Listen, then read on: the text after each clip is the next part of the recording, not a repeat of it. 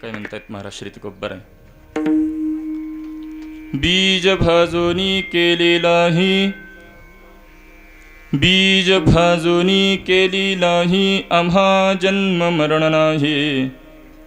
अकारासी कैचा ठाव, देह प्रत्यक्ष झाला देव. साखरेचा नोहे ऊस, आम्हा कैचा गर्भवास. अकारासी कैचा ठाव, देह प्रत्यक्ष झाला देव. तुका म्हणी अवघा जोग, तुका म्हणी अवघा जोग. सर्वा घटी पांडुरंग. अकारासी कैचा ठाव, देह प्रत्यक्ष झाला देव. विठ्ठल विठ्ठल विठ्ठल विठ्ठल विठ्ठल विठ्ठल विठ्ठल विठ्ठल विठ्ठल विठ्ठल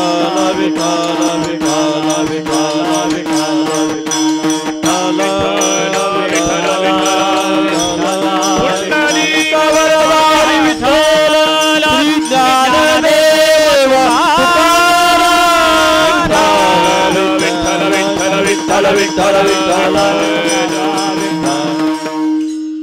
बीज भाजोनी केलेलाही आम्हा जन्म मरण नाही. अकारासी कैचा ठाव, देह प्रत्यक्ष झाला देव. जगद्गुरु तुकोबाराय या अभंगामधून एका जीवनमुक्ताचं लक्षण, जीवनमुक्ताची एक अवस्था, तत्वज्ञानामध्ये जी काही महत्त्वाची अवस्था मानली गेलेली अशा त्या जीवनमुक्ताच्या अवस्थेचं वर्णन जगद्गुरु तुकोबाराय या अभंगामधून करतात. मात्र ते लक्षण प्रतिपादन करताना, त्या अवस्थेचं वर्णन करत असताना तुकोबाराय दृष्टांताची उपाययोजना करून तुम्हाला ते लक्षण पटवून देत आहेत. असा हा महत्त्वाचा अभंग चिंतन सेवेकरता निवडलेला आहे. चिंतनाला सेवेला प्रारंभ करण्यापूर्वी थोडासा परिहार देणं अगत्याचं आहे. संत शिरोमणी श्री मारुती महाराजांचा 29वा पुण्यस्मरणाचा हा उत्सव आणि त्यानिमित्त चालू असलेल्या या उत्सवातील आजची ही महत्त्वाची पर्वकाळातील सद्गुरु श्री मोठ्या बाबांच्याच पुण्यस्मरणाचीच ही कीर्तनरूपी सेवा परमदरणीय परमश्रद्धेय हरिभक्तीपरायण महेश बाबांच्या प्रेमातून स्नेहातून आज्ञेने ही सेवा माझ्यासारखे एका सर्वसामान्याकडे सोपवण्यात आली. तद्निमित्ताने कीर्तनाकरता उपस्थित आहे. वास्तविक तसं जर आपण पाहिलं, सद्गुरु श्री मोठ्या बाबांबद्दल बोलण्या इतपत माझ्याकडे कोणत्याही पद्धतीचा अधिकार नाही, कोणत्याही पद्धतीची योग्यता नाही.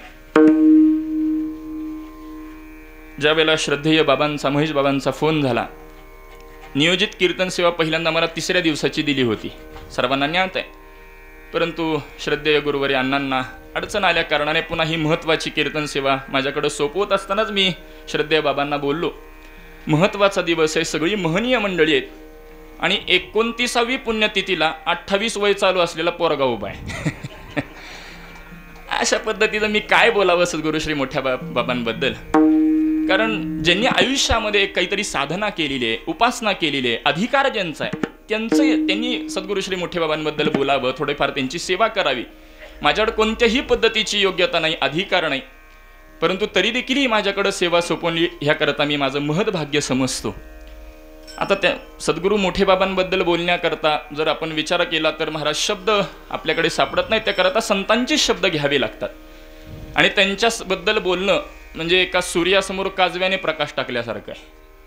आता काजव्याचा प्रकाश म्हणजे माझ्याकडे अल्पतरी ज्ञान आहे असं काही जणांचा भ्रम होईल. कोणत्याही पद्धतीचं ज्ञान नाही, परंतु एका दिव्य परंपरेच्या सावलीतून जाण्याचा माझ्यासारख्याकडे एक योग येतोय म्हणून बोलण्याचा प्रयत्न करणार आहे. परंतु ही सेवा श्रद्धेय बाबांच्या प्रेमातून, स्नेहातून, आज्ञेतून ही माझ्याकडे आलेली आहे. वास्तविक तसं पाहायला गेलं, आमच्या तीर्थरूपांकडनं मी मोठ्या बाबांबद्दल ऐकलंय. विद्वत्तापूर्ण असलेलं ते कीर्तन, परंतु विद्वत्ता असून महाराज विद्वत्ता संपादन करण्याकरता लागणारे कष्ट, लागणारं चिंतन, हे सगळ्या गोष्टी, साधना असेल, या सगळ्या गोष्टी सद्गुरु मोठ्या बाबांकडे होत्या. परंतु तरी देखील गावोगावी कीर्तन करत असताना विद्वत्तापूर्ण कीर्तन करण्यापेक्षा, विद्वत्तापूर्ण असायचंच, परंतु ती ज्ञानदृष्टीच डोळ्यासमोर ठेवून सेवा या भावनेतून सेवा करणारं व्यक्तिमत्व म्हणजे सद्गुरु मोठे माऊली. विठ्ठल विठ्ठल.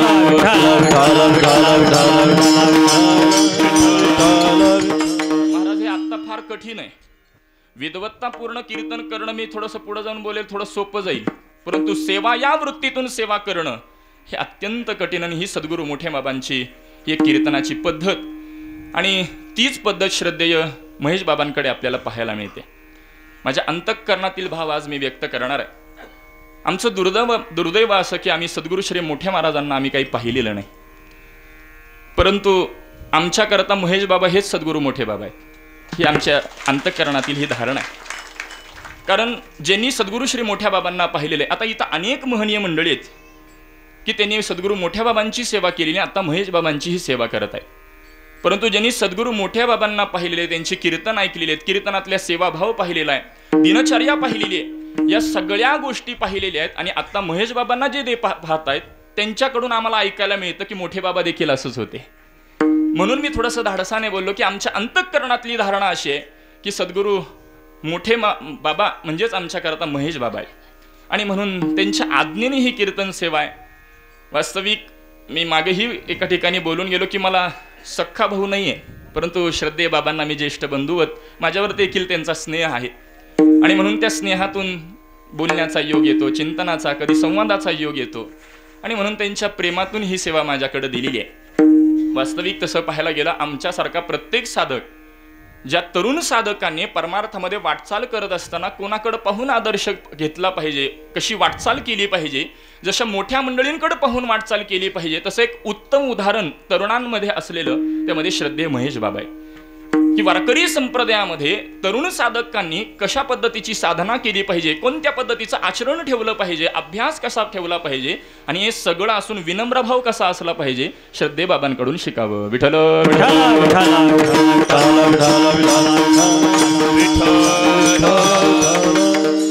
आता तसं तर तासभर बोललं तरी बाबांबद्दल कमी पडेल, परंतु अभंगाची सेवा आहे, आणि मला आजचा हा कृपा प्रसाद पदरात पाडून घ्यायचा आहे, आणि म्हणून श्रद्धेय बाबांच्या आज्ञेने ही सेवा करण्याचा मी प्रयत्न करेन. करत असताना आपण सगळ्यांनी मोठ्या बाबांना ऐकलेले, श्रद्धेय बाबांना आपण श्रवण करत आहात, आणि माझ्यासारख्या अल्पमती असणाऱ्या, कोणत्याही पद्धतीचं ज्ञान नसणाऱ्या बालकाचं आपण चिंतन श्रवण करणार आहात, म्हणून जी काही चूक भूल होईल ते आपण सांभाळून घ्याल ही अपेक्षा व्यक्त करतो. आणि वास्तविक हा अभंग चिंतनाला घेण्याकरता याचं मूळ एक कारण, अभंगामध्ये पद आलेलं आहे, बीज भाजूनी केली लाही.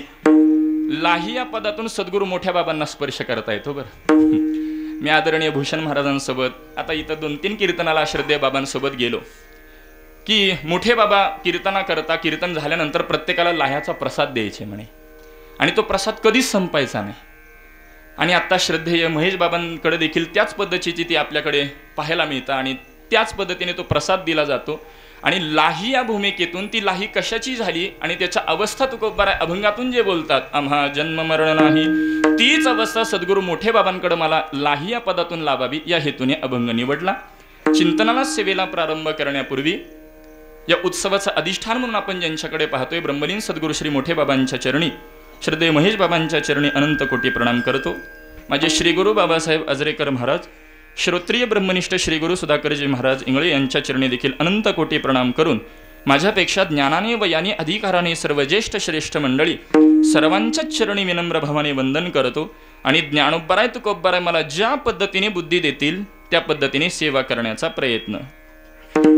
हेची माझी मनीची आस,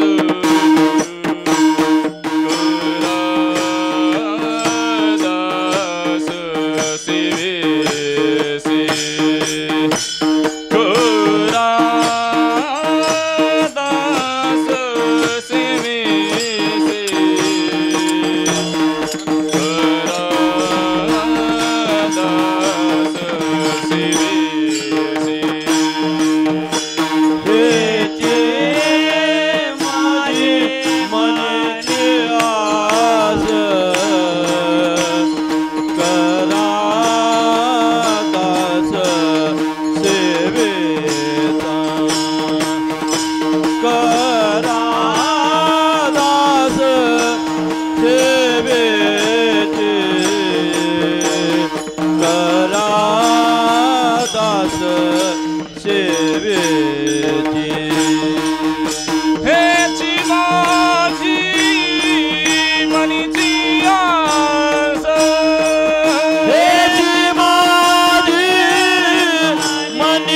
आस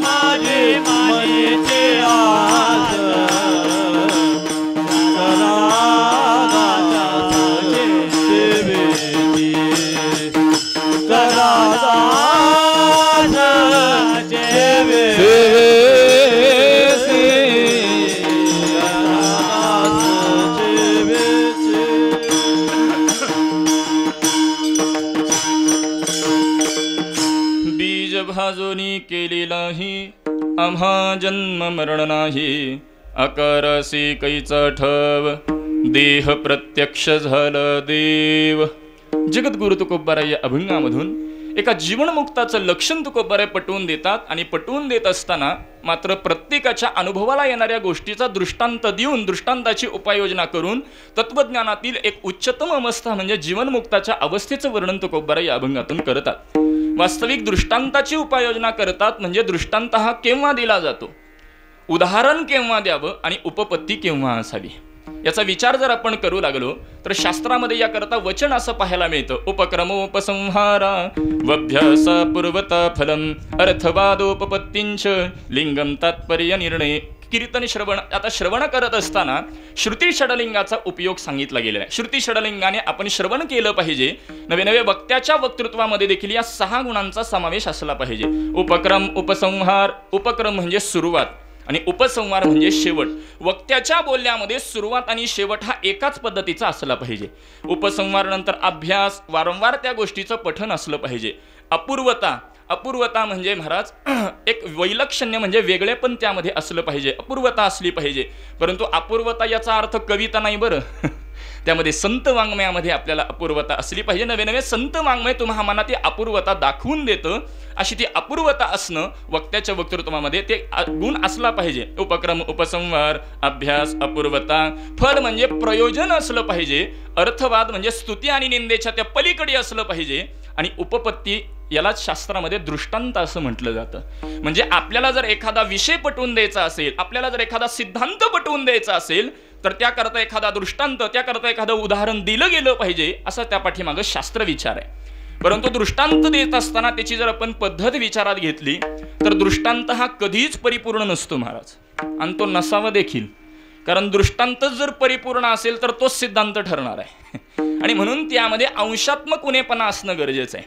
परंतु तो उणेपणा इतकाही नसावा की वक्त्याचं वक्तृत्व हे 3 दोषरहित असलं पाहिजे. अतिव्याप्ती, अव्याप्ती आणि असंभव हे 3 दोषरहित वक्त्याचं वक्तृत्व असावं. परंतु हे दोष प्रकट होतील इतकाही उणेपणा दृष्टांतात नसावा. विठ्ठल विठ्ठल. अतिव्याप्ती, अव्याप्ती, असंभव. आता व्याख्या सांगण्यात वेळ खर्च करत नाही, निर्देश करून पुढे निघून जातो. लक्षण अति होणं याला अतिव्याप्ती म्हणा. अव्याप्ती म्हणजे लक्षण कमी पडणं आणि असंभव म्हणजे लक्षणच नसणं. आता हे पटवून देण्याकरता गुरुनाम गुरु वेदांत केसरी रंगनाथ महाराज परभणीकर गुरुजी याकरता दृष्टांत द्यायचे महाराज. आम्ही काही प्रत्यक्ष नाही ऐकलं, आमच्या गुरुजींच्या मुखातून ऐकलेला दृष्टांत आहे. अतिव्याप्ती, अव्याप्ती आणि असंभव याकरता गुरुजी दृष्टांत असा द्यायचे म्हणे की बघा, एखादी माता भगिनी स्वयंपाक करते आणि त्या स्वयंपाकामध्ये भाजीत मीठ जास्त पडणं याला अतिव्याप्ती म्हणा. मीठ कमी पडणं याला अव्याप्ती म्हणा. मीठच नसणं याला असंभव म्हणा. विठ्ठल विठ्ठल. वक्त्याचं वक्तृत्व असं दोषरहित असलं पाहिजे, परंतु दृष्टांतामध्ये उणेपणा असावा. कारण दृष्टांत परिपूर्ण ठरला तर तो सिद्धांत ठरणार आहे. परंतु महाराज अभंगामध्ये तुकोबाराय उपक्रमाला म्हणजे सुरुवातीला दृष्टांताची उपाययोजना करतात. म्हणजेच अभंगाची सुरुवात ही दृष्टांताने करायला हवी का सिद्धांताने करायला हवी असा पूर्व पक्ष पहिला निर्माण होतो. वास्तविक तसं जर पाहिलं तर संत महात्मे महाराज तुम्हाला एखादी गोष्ट जर पटवून द्यायची असेल तर संत महात्मे वाचिक बोधापेक्षा आचरणाला महत्त्व देतात. म्हणजे वाचिकापेक्षा संत महात्मे क्रियेला महत्त्व देतात. संतांकडे बोलणं हे कमी आहे आणि आचरण जास्त आहे. तुम्हामांकडे बोलणं जास्त आणि आचरण कमी म्हणू का नाहीच म्हणू? आम्हालाही वाटतं आमच्यासारखे कीर्तन करामेच, पण 2 तासाचं बोलणं घडतं महाराज. उरलेल्या 22 तासाचा आमच्या कोणी विचार करत नाही. मात्र संतांचा विचार केला तैसे संत जगी क्रिया करुणी दाविती अंगी. संत महात्मे वाचिकापेक्षा क्रियेद्वारे तुम्हामांना बोध करतात. आम्ही वैकुंठवासी आलो याची कारणासी बोलिले जे ऋषी साच भावे वर्ताया. वर्तवून दाखवतात संत महात्मे. म्हणजे तुम्हामांना एखादा जर पटवून द्यायचा असेल सिद्धांत, एखादा जर बोध करायचा असेल तर संत महात्मे वाचिकापेक्षा क्रियेला अत्यंत महत्व देतात. आणि क्रियेद्वारे सांगत असताना देखील संतांच्या अनुभवाला जी गोष्ट आलेली आहे त्याच गोष्टी तुम्हामांना क्रियेद्वारे सांगत असतात. म्हणून तर तुकोबाराय बोलतात तुका म्हणे चाखुनी सांगे मज अनुभव आहे अंगे. किंवा आणखीन एका ठिकाणी तुकोबाराय बोलतात अनुभवे आले अंगा. अनुभवे आले अंगा. अनुभवे आले अंगा. अनुभवे आले अंगा. वेया जगा देत से तेया जगा देत से. तेरा जगा देत से.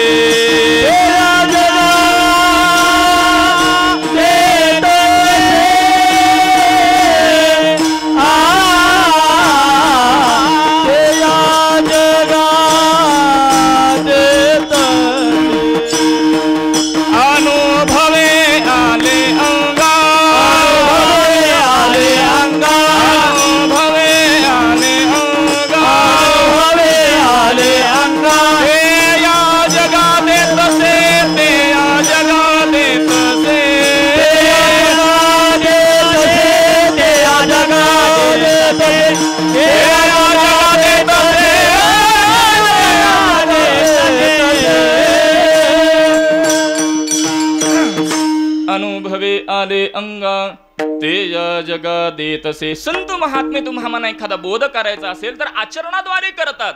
आणि आचरणाद्वारे करत असताना देखील संतांच्या अनुभवाला जी गोष्ट आलेली आहे तीच तुम्हाला आचरणाद्वारे तुम्हाला पटवून देत असतात. मग संत महात्मे अनुभवाद्वारे पटवून देतात. मग संत महात्म्यांच्या जीवनामध्ये अनुभव तरी कोणकोणत्या पद्धतीचे?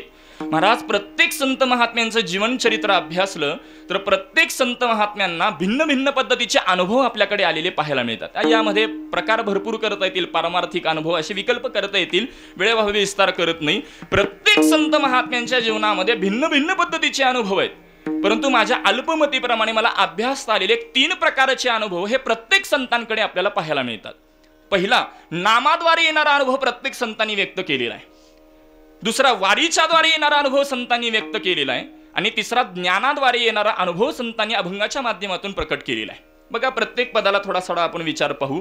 नामाद्वारे येणारा अनुभव प्रकट करत असताना तुकोबाराय बोलतात विषयी विसर पडेला निशेष अंगी ब्रह्मरस ठसावला माझी मज झाली अनावर वाचा छंद या नामाचा घेतलासी. याचा जर आपण अन्वय स्वीकारला छंद या नामाचा घेतलासी त्यामुळे माझी मज झाली अनावर वाचा. आणि परिणाम काय घडला? विषयी विसर पडिला निशेष अंगी ब्रह्मरस ठसावला. असा अन्वय पद्धतीने आपल्याला याचा विचार करता येईल. म्हणजे जगद्गुरु तुकोबाराय बोलतात मी नामाचा छंद घेतला. आता तुम्ही आम्ही कोणता छंद घेतो हे सांगण्याचा मला काही छंद नाही.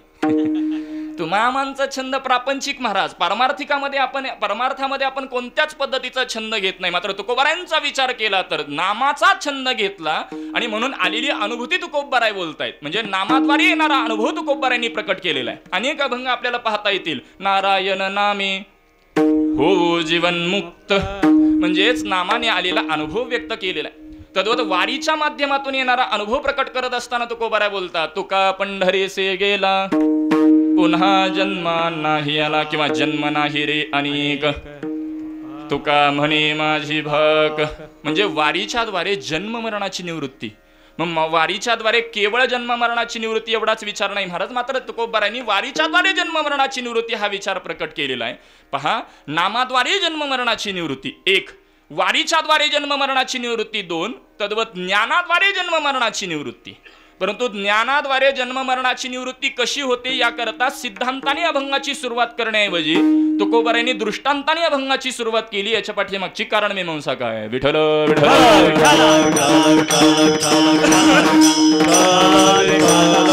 बघा, जगद्गुरु तुकोबाराय दृष्टांताची उपाययोजना करतात, अगदी लौकिक व्यावहारिक बोलतो. बघा, आता चालू असलेलं कीर्तन, प्रवचन, कथा, कीर्तन प्रवचनामध्ये ज्या पद्धतीचा श्रोता असतो त्याला त्यानुसार उदाहरण दृष्टांत घेऊन आपण आपले विचार सिद्धांत पटवून देतो. आता अनेक कीर्तनकार मंडळी इथं उपस्थित आहे.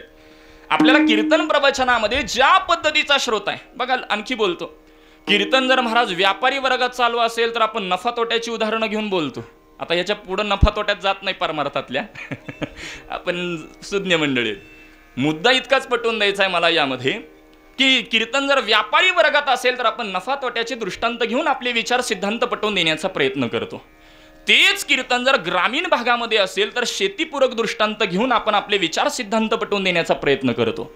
तेच कीर्तन जर शहरात असेल तर सायन्सच्या भूमिकेतून आपण दृष्टांत घेऊन आपले विचार सिद्धांत पटवून देण्याचा प्रयत्न करतो. आणि तेच कीर्तन जर एखाद्या तीर्थक्षेत्रामध्ये असेल तर पौराणिक कथा, संत वाङ्मय, शास्त्रीय चिंतनाच्या आधारे आपण आपले सिद्धांत, आपला विचार पटवून देण्याचा प्रयत्न करतो. मात्र यातला सूक्ष्म विचार जर केला महाराज, उत्तम अधिकाऱ्याला दृष्टांताची आवश्यकताच लागत नाही. वेदांतामध्ये 3 प्रकारचे अधिकारी सांगितले गेलेत: उत्तम अधिकारी, मध्यम अधिकारी आणि कनिष्ठ अधिकारी. या 3 वरून 9 विकल्प करता येतात. उत्तम उत्तम उत्तम मध्यम उत्तम कनिष्ठ, मध्यम उत्तम मध्यम मध्यम मध्यम कनिष्ठ, कनिष्ठ उत्तम कनिष्ठ मध्यम कनिष्ठ कनिष्ठ. विठ्ठल विठ्ठल.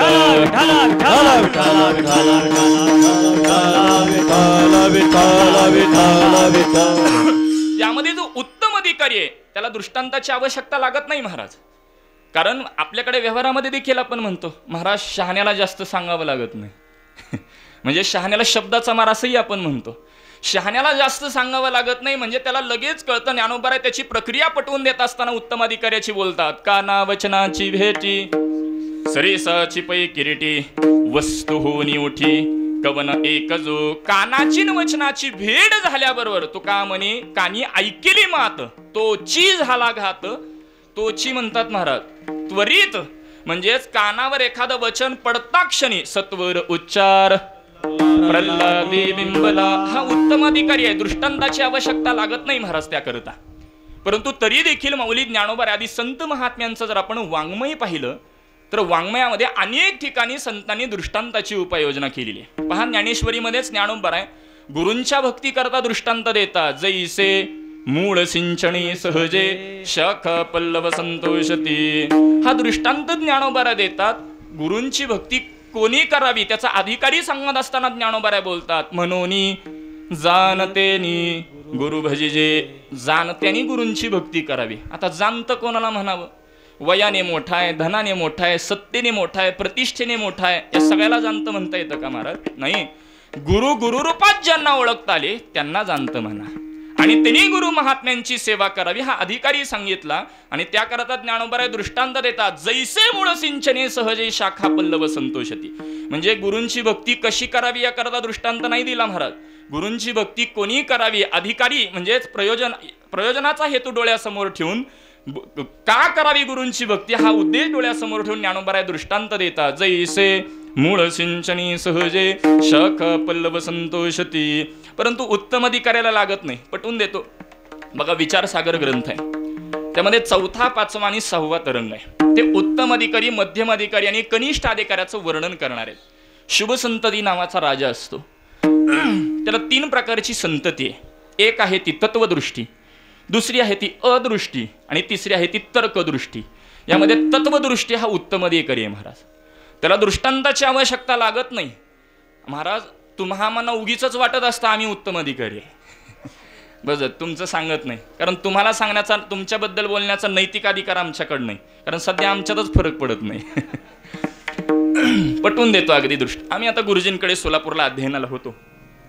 गुरुजी यांनी आमच्या पाठ चालू असताना एखादा जर सिद्धांत प्रकट केला, आणि आम्हाला जर तो कळाला नाही, आमच्या गळी जर तो सिद्धांत उतरला नाही, गुरु महात्म्यांना गुरुजींना आपला चेहरा पाहूनच लक्षात येतं की यांना काही सिद्धांत पटलेला नाही. मग ते लगेचच तुम्हाला करत एखाद्या दृष्टांताची उपाययोजना करतात आणि तो दृष्टांत दिला की तुम्हाला सिद्धांत पटतो, उगीच आपल्याला वाटतं की आम्ही उत्तम अधिकारी आहे. परंतु सिद्धांत प्रकट केल्याबरोबर जर लगेचच तुम्हाला बोध होत असेल तर उत्तम अधिकारी म्हणावं महाराज. परंतु त्या सिद्धांताकरता जर दृष्टांत द्यावा लागत असेल तर उत्तम अधिकारी म्हणावं का? कारण उत्तम अधिकाऱ्याला कृतार्थतेकरता जास्त कालावधी लागत नाही. ज्ञानोबा हरिपाठाच्या पहिल्या अभंगामध्ये निर्देश करतात, देवाची द्वारी उभा क्षण भरे, देवाची द्वारी उभा क्षण भरे, देवाची द्वारे उभा क्षण भरे, देवाची द्वारे उभा क्षण भरे, देवाची द्वारी उभा क्षण भरे, देवाची द्वारी उभा क्षण भरे, देवाची द्वारे उभा क्षण भरे, देवाची द्वारे उभा क्षण भरे, तेने मुक्तीच्या रे साधेज, तेने मुक्तीच्या रे साधेला, हरिमुखे म्हणा, हरिमुखे म्हणा, हरिमुखे म्हणा, हरिमुखे म्हणा, ते मुक्तीच्या रे साधेला, तेने मुक्तीच्या रे साधेला, हरिमुखे म्हणा, हरिमुखे म्हणा, हरिमुखे म्हणा, हरिमुखे म्हणा, देवाची द्वारी उभा क्षण भरे, तेने मुक्तीचारी, तेने मुक्तीचारी साधियेला, बोला, बोला. देवाची द्वारे उभा क्षण भरे,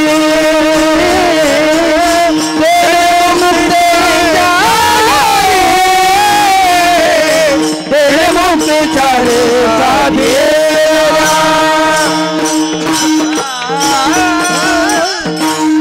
देवाची द्वारी उभा क्षण भरे, तेने मुक्तीचारी. महाराज आपण देवळाच्या तरी द्वारात उभा असतो का? इथं प्रश्नचिन्ह आहे. म्हणून तर ज्ञानोबा बोलतात, देवाची द्वारी, अहो बोधरूपी दरवाजामध्ये क्षणभर जरी उभा राहिला तेने मुक्तीचारी, अहो तो मुक्त होतो. मरे नवे नवे ज्ञानोबा त्याच हरिपाठ ग्रंथाच्या 6व्या अभंगामध्ये देखील बोलतात, साधुबोध झाला तो नुरोनिया ठेला, ठाईच मुराला. दृष्टांत घेतात, कापुराची वाती उजळली, उजळल्या नाही बरं, उजळली ज्योती, ठाईच समाप्ती. कापुराचा नागणीचा संबंध झाल्यावर कापूर किती तासाने पेढ घेतो? तुमच्याकडे कशी पद्धत आहे? तास लागतो का महाराज? क्षणार्धात पेढ घेतो. ज्ञानोबा बोलतात, दृष्टांत घेतात, कारण सिद्धांत प्रकट केलेला आहे. साधुबोध झाला, साधुबोध होईल ज्ञानोबा बोलत नाही, झाला महाराज. म्हणजे उत्तम अधिकाऱ्याला कृतार्थतेकरता जास्त कालावधी लागत नाही, परंतु तरी देखील संत महात्म्यांनी दृष्टांताची उपाययोजना केलेली. याला कारण महाराज, संतांकडे सगळेच उत्तम अधिकारी असतात असं नाही महाराज. मूढ पापी नवे नवे बुडत हे जन, न देखावे डोळा येतो कळवळ म्हणून या. संतांचं अंतकरण द्रवतं महाराज तुम्हाला कृतार्थ करण्याकरता. आणि तुम्हाला जर नाहीच पटलं तर संत महात्मे दृष्टांताची उपाययोजना करून तुम्हाला सध्यापर्यंत पोहोच करतात. म्हणून संत महात्मे तुम्हाला करता दृष्टांताची उपाययोजना करतात. माझ्या 3 लक्षणं आहेत की संत महात्मे तुम्हाला दृष्टांत देत असताना देखील 3 प्रकारे दृष्टांत देण्याची पद्धत संतांकडे. एक शास्त्रीय दृष्टांत देतात, दुसरा व्यावहारिक दृष्टांत देतात आणि तिसरा स्वानुभवाचाही दृष्टांत देतात. तिन्ही पदांना आपण विचार करता येईल. शास्त्रीय दृष्टांताचा विचार सर्वांच्या परिचयाचं प्रमाण आहे. रज्जू सर्पाकार बसयले जगडंबर म्हणून आठवितो पाय घेतो अलाय बलाय. किंवा नाथ महाराजही बोलतात शुक्तीवरी रजत पाहता डोळा दिसे. म्हणजे शुक्ती रजत स्थाणू पुरुष रज्जू सर्प किती वेळाही पटवून दिलं. रज्जू सर्प रज्जूवर जसा सर्प भासला तसं हे जगत तो एकमेवाद्वितीयम आहे. किती वेळाही आपण सांगितलं तर सर्वसामान्यांना पडतंच असं नाही महाराज.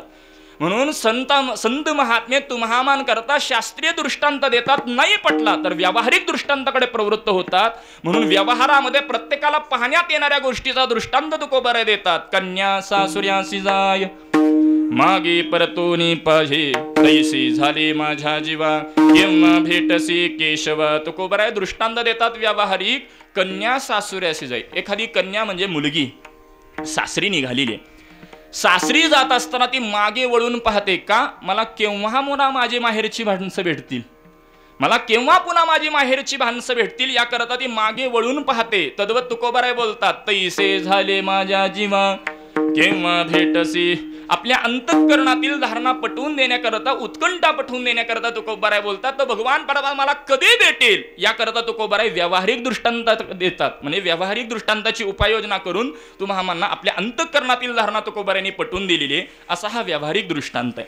आणि तिसरा महाराज स्वानुभवाचा दृष्टांत देतात. ज्ञानोबाराय बोलतात ज्ञानदेव म्हणे पाहता पाहिले ज्ञानदेव म्हणे पाहता पाहिले ज्ञानदेव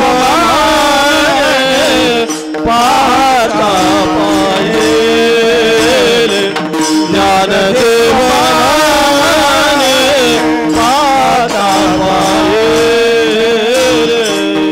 स्वप्नेचे दैले जाईन रोया स्वप्नेचे दैले जाईन रोया कौणाचे माय बाप कौनाचे गणगोत कौनाचे माय बाप कौनाचे गुणगोत स्वप्नेचे जैले जाईल स्वप्नीचे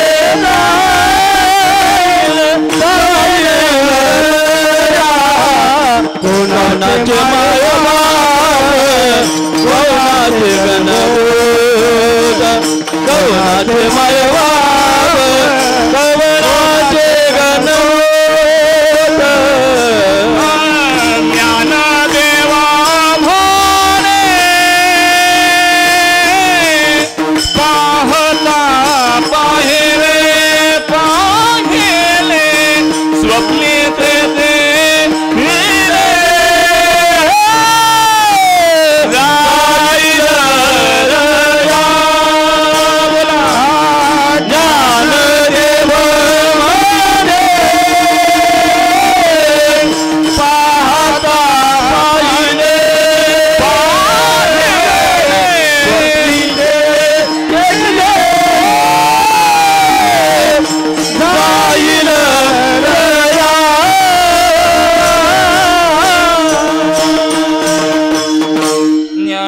म्हणे पाहता पाहिले स्वप्नीचे चैले जाईल रया. स्वप्नाचा दृष्टांत ज्ञानोबाराय देत आहेत. म्हणजेच स्वानुभवाचा दृष्टांत आहे. म्हणजे शास्त्रीय दृष्टांत देण्याची पद्धत, व्यावहारिक दृष्टांत देण्याची पद्धत आणि स्वानुभवाचा दृष्टांत देतात. परंतु महाराज तुम्हाला अभंगाची सुरुवात करण्याकरता दृष्टांताने करावी का सिद्धांताने करावी, म्हणजे दृष्टांताकडून सिद्धांताकडे जावं का सिद्धांताकडून दृष्टांताकडे जायला हवंय.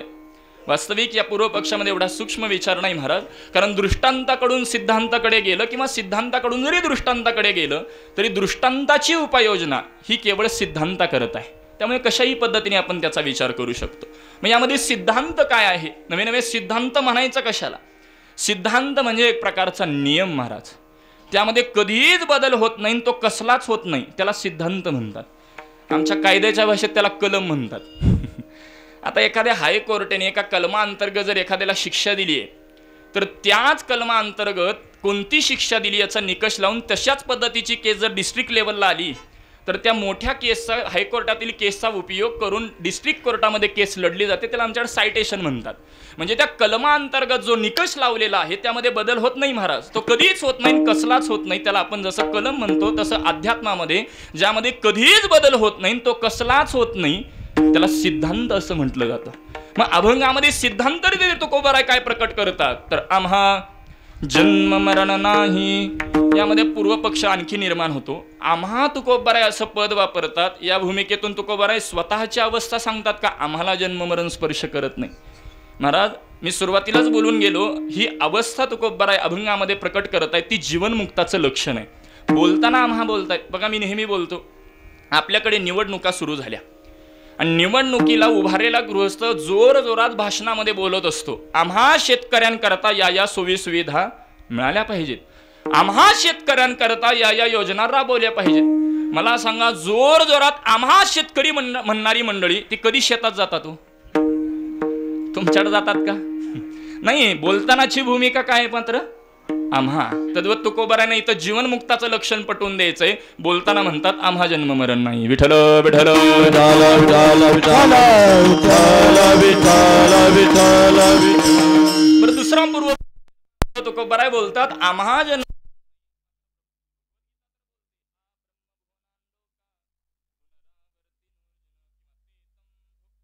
स्वर्गलोकं विशालं क्षणे पुण्यमर्त्यलोकं विशन्ति एवं त्रयी धर्मगुणप्रपन्ना गतागतं कामकामा लभन्ते तया पुण्याची पाऊटी सरे सवेची इंद्रपणाची उटी उतरे येऊ लागती माघारे मृत्यूलोका.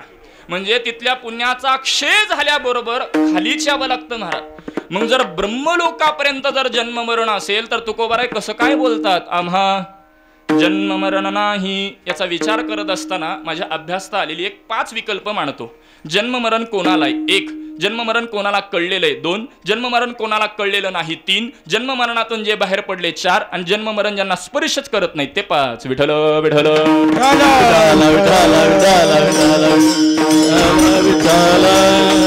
बघा, आता जन्म मरण ज्यांना समजलेलंच नाही, कळवून घेण्याचा जे प्रयत्नच करत नाही, सर्वसामान्य जीव. आता त्या सर्वसामान्य जीवांमध्ये मनुष्य घ्यायचा की पशु पक्षी घ्यायचे? पशु असतील, पक्षी असतील, कीटक असतील, त्यांना जन्म मरण आहे, मात्र याला जन्म मरण म्हणतात हे त्यांना माहिती नाही महाराज. म्हणजे या जन्म मरणाचं ज्ञान त्यांच्याकडे नाही. नवे नवे जन्म मरणाच्या सामान्य अर्थाकडे देखील ते पशु पक्षी पोहोचत नाही.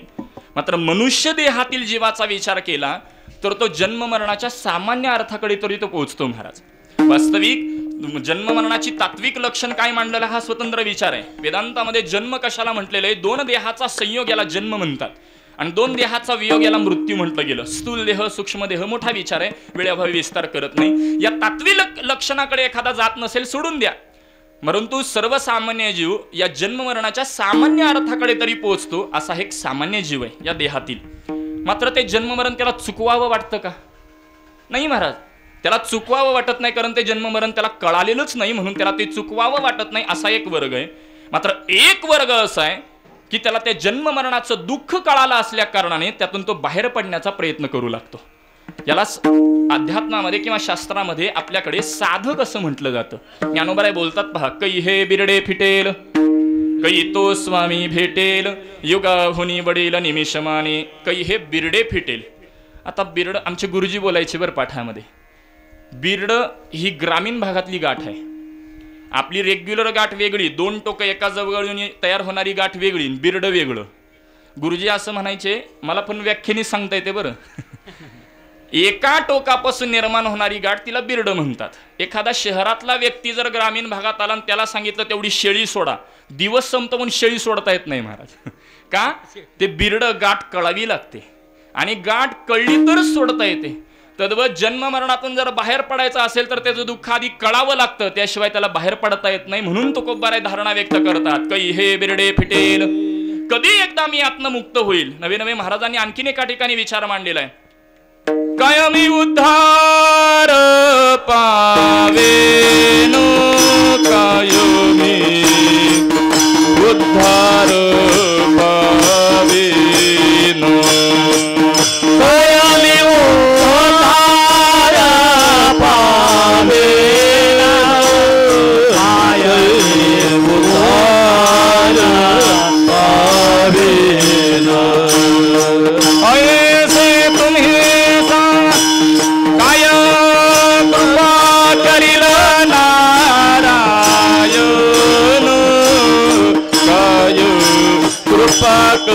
नारायण काय कृपा नारायण काय कृपा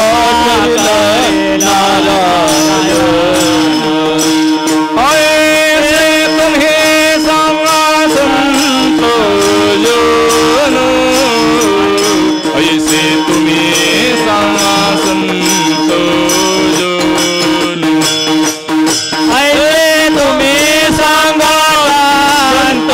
जन ऐसे तुम्ही सांगा संत जन करा समाधान चित्त माझे करा समाधान चित्त माझे करा समाधान चित्त माझे करा समाधान चित्त माझे काय हे खंड येन कर्म काय हे खंड येन कर्म काय हे खंड येन कर्म काय हे खंड येन कर्म काय भांड येला जन्म काय भांड येला जन्म काय भांड येला जन्म काय हे भांड येला जन्म कायमेव दार पावेन कायमेव दार पावेन काय कृपा करील नारायण काय कृपा करील नारायण ऐसे तुम्ही सांगा संत जन ऐसे तुम्ही सांगा संत जन करा समाधान चित्त माझे करा समाधान चित्त माझे कर समाधान चित्त माझे कर समाधान चित्त माझे कायमी उद्धार पावेन काय कृपा करील नारायण ऐसे तुम्ही सांग संत जन करा समाधान चित्त माझे. महाराज या जोड चालीच्या आनंदा करतात ज्ञानोबारांच्या सोहळ्यात यावं लागतं पण सोहळ्यात येऊन दिंडीत चालावं लागतं हेही तितकंच खरं आहे. त्याला दिंडीत चालायचं, तळावर कीर्तनाला जागराला काकड्याला हजर राहायचं. महाराज न शिकता 20 दिवसात चाली पाठवतात. ज्ञानोबारांची कृपा. विठ्ठल असोत कायमी उद्धार पावेन काय कृपा करील नारायण ऐसे तुम्ही सांगा संत जन करा समाधान चित्त माझे. कधी माझा उद्धार होईल, कधी एकदा मी या बंधनातून मुक्त होईल, ही धारणा व्यक्त करणारे त्यांना साधक म्हटलं जातं. कारण जन्म मरणाचं दुःख त्यांना कळालं म्हणून जे बाहेर पडण्याचा प्रयत्न करतात त्यांना साधक म्हणा. असा एक वर्ग आपण केला. तिसरा. चौथा वर्ग या जन्म मरणातनं जे बाहेर पडले त्यांना मुक्त असं म्हटलं जातं. गुरुकृपेद्वारे ज्ञान संपादन करून त्याद्वारे तर जन्म मरणातून बाहेर पडले. चुकले जन्माचे बंधन पुनरागमन नाही येते. चुकले म्हणजे पहिले होते हे सिद्ध होतं महाराज. चुकले म्हणजे यातनं ते बाहेर पडलेले आहेत असा मुक्तांचा विचार. हे चौथं लक्षण. मात्र जन्म मरण ज्यांना स्पर्शच करत नाही त्यामध्ये एकतर तो परमात्मा आणि दुसरे आहेत ते संत महात्मे. परमात्म्याबद्दल बोलत असताना त्याला जन्म मरण स्पर्श करत नाही. भगवद्गीता बोलते न जायते म्रियते वा कदाचिन्नायं भूत्वा भविता वा न भूयः अजो नित्य शाश्वतोयं पुराणो न हन्यते हन्यमाने शरीरे. त्याला जन्म मरण स्पर्श करत नाही. नवे नवे कोणत्या शस्त्राने अस्त्राने त्याला मारता येत नाही. नैनं छिन्नन्ति शस्त्राणि नैनं दहति पावकः न चैनं क्लेदयन्त्यापो न शोषयते मारुता अच्छेद्यो यमदायो यमक्लेद्यो शोषयव च नित्य सर्वगतस्थानु रचोलोयं सनातनः. बरोबर का उमाटे बाबा? विठ्ठल विठ्ठल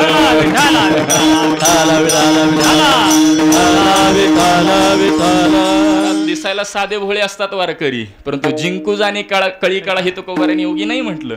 एका कीर्तनकाराचे संस्कृत शब्द कसे बरोबर चुकीचे ओळखणारे बाबा आहेत. आम्ही मध्यंतरी एकदा महेश बाबा इथं असताना 2-3 दिवस राहण्याचा योग आला. त्यावेळेला बाबा फार संस्कृतची संता घ्यायचे. असोत, मुद्दा यामध्ये इतकाच पटवून द्यायचा आहे, त्या भगवंताला कोणत्याही पद्धतीने जन्ममरण स्पर्श करत नाही. महाराजही बोलतात, अयोनी संभव नो हे काही श्रमी नामयाचा स्वामी प्रगटला. प्रकट या शब्दाला अत्यंत महत्व आहे. किंवा अयोनी संभव प्रगटला हा राघव. प्रगट आणि अयोनी म्हणजे त्या जन्ममरण त्या परमात्म्याला स्पर्श करत नाही. आणि दुसरं लक्षण, संतांना देखील जन्ममरण स्पर्श करत नाही. श्रद्धेय महेश बाबांच्या मुखातून ऐकलेलं प्रमाण आहे बरं. नाही आम्हा जावे मरावे लागत, अहो अखंडित जैसे तैसे. ज्ञानोबाराही बोलतात, येणे न घडे रे जाणे न घडे रे आत्मसुख पाहताच उकडे कोण. भगवद्गीता ही बोलते, इदम ज्ञानमुपाश्रित्य मम साधर्म्य मागता सर्गे पिनोपजायन्ते प्रलयेन व्यथंतीच. ज्यांना आता वास्तविक जन्ममरण संतांनाही स्पर्श करत नाही. कारण अवतार तुम्हा संतांचा अवतरती ती अवतार हा संत महात्म्यांचा अवतार असतो महाराज. म्हणजे संत महात्म्यांना जन्ममरण स्पर्श करत नाही आणि परमात्म्यालाही जन्ममरण स्पर्श करत नाही. असे 5 विकल्प आपण अभ्यासले. मात्र जन्ममरण ज्याला समजलेलंच नाही आणि कळवून घेण्याचा जो प्रयत्नच करत नाही, असा तो सर्वसामान्य जीव, त्याच्यासमोर जर आपण विचार मांडू लागलो, अरे बाबा जन्ममरण चुकवलं पाहिजे, जन्ममरण चुकवलं पाहिजे, शास्त्र देखील सांगतं जन्माभावरूप अवस्था प्राप्त केली पाहिजे, तर तो विचार मांडतो, महाराज तुम्ही हे आम्हाला सांगता परत आम्ही जन्ममरण का चुकवा. शास्त्रकार बोलतात, प्रयोजनमानुद्दिश्य मंदोपी प्रवर्तते. प्रयोजनाचा हेतू डोळ्यासमोर ठेवल्याशिवाय मंद व्यक्ती देखील महाराज कोणती क्रिया करण्याकरता प्रवृत्त होत नाही. तुम्ही सांगताय जन्ममरण चुकवण्याकरता, परंतु आम्ही जन्ममरण का चुकवायचं, त्यातला शास्त्र हेतू असा आहे. शास्त्रामध्ये 3 प्रकारचं दुःख सांगितलं गेलेलं आहे. एक आहे ते दारिद्र्यतेचं दुःख, ते श्रीमंतांना नसतं महाराज. दुसरं आहे ते पापाचं दुःख, ते पुण्यवंतांना नसतं. मात्र तिसरं गर्भवासाचं दुःख, हे प्रत्येकाला भोगावं लागतं. प्रत्येकाला गर्भवासाचं दुःख भोगावं लागतं. माझ्याकडे लक्ष द्या, माझ्याकडे पाहिलं का? गर्भवासाचं दुःख हे प्रत्येकाला भोगावं लागतं महाराज. 84 लक्ष योनीतील प्रत्येकाला, मनुष्य असेल, पशु पक्षी कीटक, प्रत्येकाला या गर्भवासाचं दुःख भोगावं लागतं. मात्र यातला सूक्ष्म विचार असा आहे महाराज, प्रत्येकाला गर्भवासाचं दुःख आहे, मात्र मनुष्य सोडून इतर देहामध्ये या गर्भवासाचं दुःख सहन करत असताना देखील यालाच गर्भवासाचं दुःख म्हणतात, याचं ज्ञान त्यांच्याकडे नाही. पहा, मी पुन्हा एकदा सिद्धांतावलोकन करतो. गर्भवासाचं दुःख प्रत्येकाला आहे, परंतु मनुष्य सोडून इतर देहामध्ये यालाच गर्भवासाचं दुःख म्हणतात, याचं ज्ञान त्यांच्याकडे नाही. पटवून देतो व्यावहारिक दृष्टांताने. तुमच्याकडे शिवी माहितीये का? मी हरिपाठ माहितीये का नाही विचारलं नाही. शिवी माहिती नसेल तर देऊन सांगितली असते. महाराज, शिवी अत्यंत वाईट आहे, मात्र ती वाणीमध्ये नसली पाहिजे. परंतु बऱ्याच जणांना मुख उघडलं की शिवी बाहेर पडते, जणू काही विशेषणच. एखादा जर दुसरा गृहस्थ शेजारी बसला तर तो एखादी डिक्शनरी तयार करेल. काही मंडळींची शिवी 1 तासात रिपीट येत नाही महाराज, एवढा अभ्यास असतो. मुद्दा मला एकच पटवून द्यायचा, यामध्ये शिवी अत्यंत वाईट आहे, ती वाणीमध्ये नसली पाहिजे. परंतु बऱ्याच जणांना शिवी वाईट ह्याचं ज्ञानच नाही महाराज. तद्वत गर्भवासाचं दुःख प्रत्येकाला आहे, परंतु मनुष्य सोडून इतर देहामध्ये यालाच गर्भवासाचं दुःख म्हणतात, याचं ज्ञानच त्यांच्याकडे नाही. विठ्ठल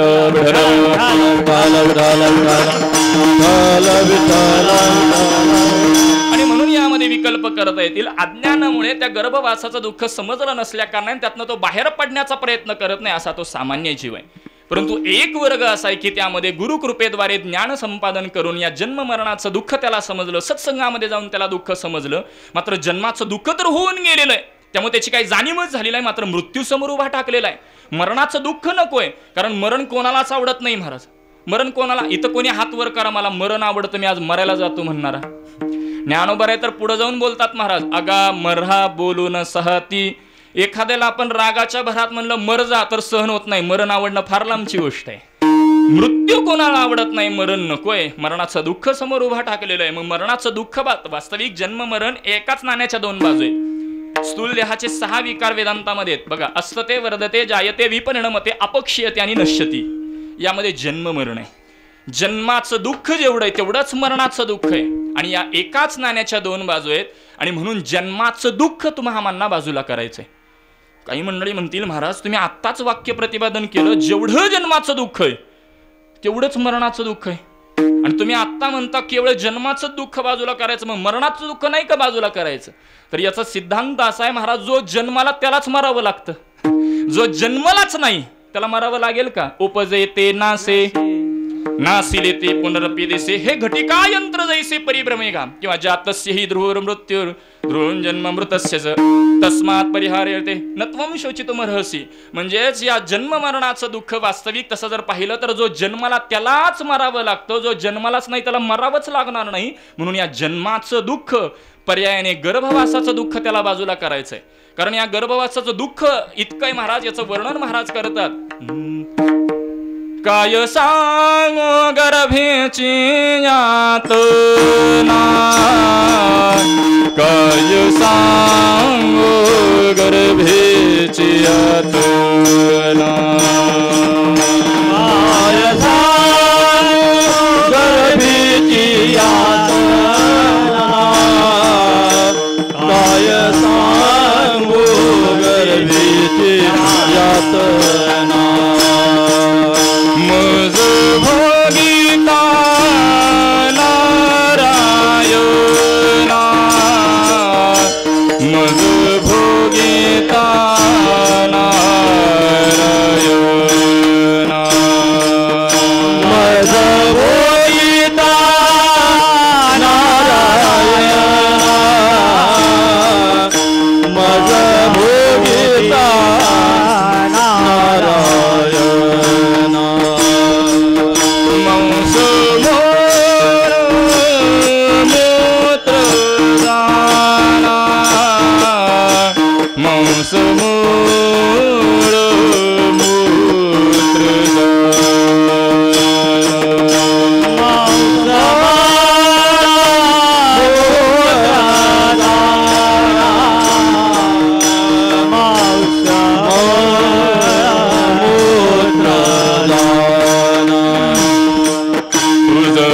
क्षणो क्षणाध्यातुसे, क्षणो क्षणाध्यातुसे,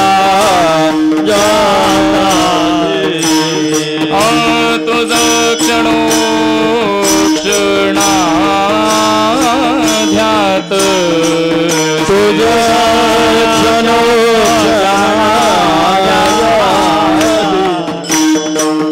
माझे स्वहित नेणती कोणी, माझे स्वहित नेणती कोणी, माझे स्वहित नेणती कोणी, माझे स्वहित नेणती कोणी, माझे स्वहित नेणती कोणी, माझे स्वहित नेणती कोणी, माझे स्वहित नेणती कोणी, माझे स्वहित नेणती कोणी,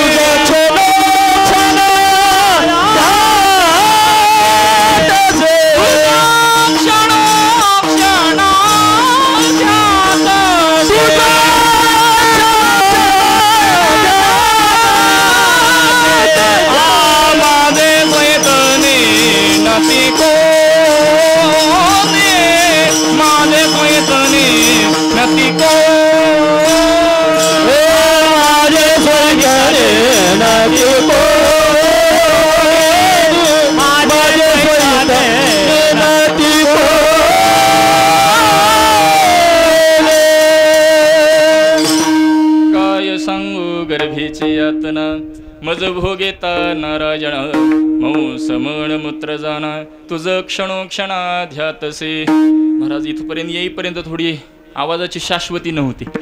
सकाळी जरा लवकर उठून आणि उठल्या उठल्या पाणी पिलं, थोडं थंड लागलं म्हणून कंठ इथं येईपर्यंत दुखत होता. परंतु इथं आल्यानंतर काय आवाज मोकळा झाला ही सद्गुरू मारुती बाबांची कृपा. विठ्ठल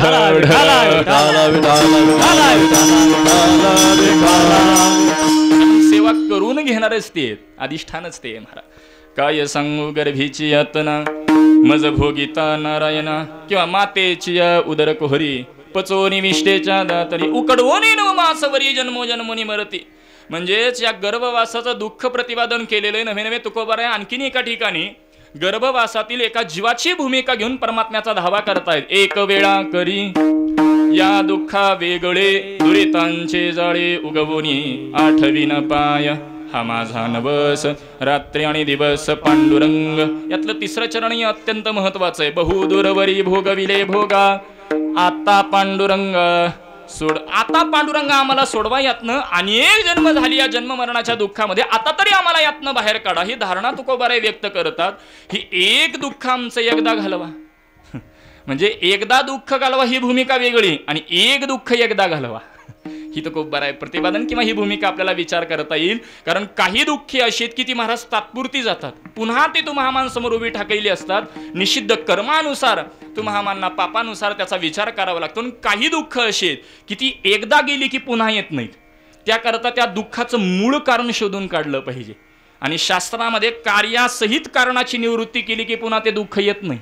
ज्ञानोबाराही बोलतात, जरी वरी वरी पालवी खुडीजे मुळात तरी उदक घालीजे तरी कैसेरी नाश पाविजे तया वृक्ष. एखाद्या वृक्षाचा नाश करायचा असेल तर तुमच्याकडे वर पालवी फोडतात का? म्हणजे वर आता पटवून द्यायचं झालं तर झाड जर आपल्याला संपवायचं असेल तर खाली मुळावर घाव घातला पाहिजे.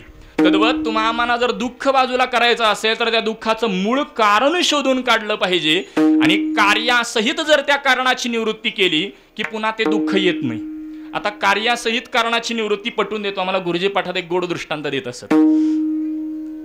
धरून चला असाच एक उत्सव चालू आहे आणि नाम महोत्सव मध्ये एक गृहस्थ अन्नदानाची पंगत मागून घेतो. आता अन्नदानाची पंगत घेतल्याबरोबर तो दिवस उजाडतो. आनंदामध्ये पंचपक्वान तयार करतो. एक प्रसिद्ध वारकरी संप्रदायिक आचारी लावून, यालाही आत्ता फार महत्व आहे महाराज. अत्यंत गोड असा स्वयंपाक तयार करतो. सगळी वारकरी मंडळी येतात. पात्र वाढले गेलेले आहेत, पदार्थ वाढले जातात, पानावर सगळी मंडळी बसतात. गजर होतो. मुखामध्ये घास ठेवणार एवढ्यात एक प्रकारची दुर्गंधी त्या परिसरामध्ये सुटते. आता दुर्गंधी सुटलेली पाहिल्याबरोबर त्या यजमानाला वाटू लागतं आपण एवढ्या कष्टाने एवढा अट्टहास केला अन्नदानाचा आणि एवढी दुर्गंधी म्हणून आपल्या चिरंजीवाला बोलावून घेतात. अरे पहा तरी आपल्या घरात कशाची दुर्गंधी आहे. तो चिरंजीव इकडे इकडे खोलीमध्ये जाऊन पाहतो तर एका खोलीमध्ये एक उंदीर मृत झालेला पाहायला मिळतो. मेलेला उंदीर त्याच्या निदर्शनास येतो. आता तो पाहतो आणि बाबांना येऊन सांगतो, बाबा आपल्या घरात या खोलीमध्ये उंदीर मरून पडलेला आहे आणि त्याची दुर्गंधी सुटली आहे. बाबा म्हणतात ठीक आहे, आपल्याकडे एक सुवासिक अगरबत्ती आहे. पंढरपुरातली डेक्कन क्वीन धरा प्रसिद्ध असणारी सुवासिक अगरबत्ती आहे. अगरबत्ती सुवासिक लाव, दुर्गंधी जाईल. तो मुलगा आज्ञेचं पालन करतो. सुवासिक अगरबत्ती लावतो, दुर्गंधी जाते. सगळी वारकरी मंडळी भोजनाला प्रारंभ करतात. थोडा कालावधी जातून अगरबत्ती संपते. अगरबत्ती संपली की पुन्हा दुर्गंधी आली. मला सांगा, अगरबत्ती लावली की दुर्गंधी जाणार आहे, अगरबत्ती संपली की दुर्गंधी येणार आहे, हे आपण 2 तास करू शकतो. अशा किती अगरबत्ती लावल्यावर दुर्गंधी जाईल हो? अगरबत्ती कितीही लावल्या तरी दुर्गंधी नाही जाणार. कारण दुर्गंधी हे कार्य आहे महाराज. तिचं मूळ कारण मेलेला उंदीर आहे. त्या दुर्गंधी सहित उंदीर बाजूला करणं म्हणजे कार्यासहित कारणाची निवृत्ती आहे. विठ्ठल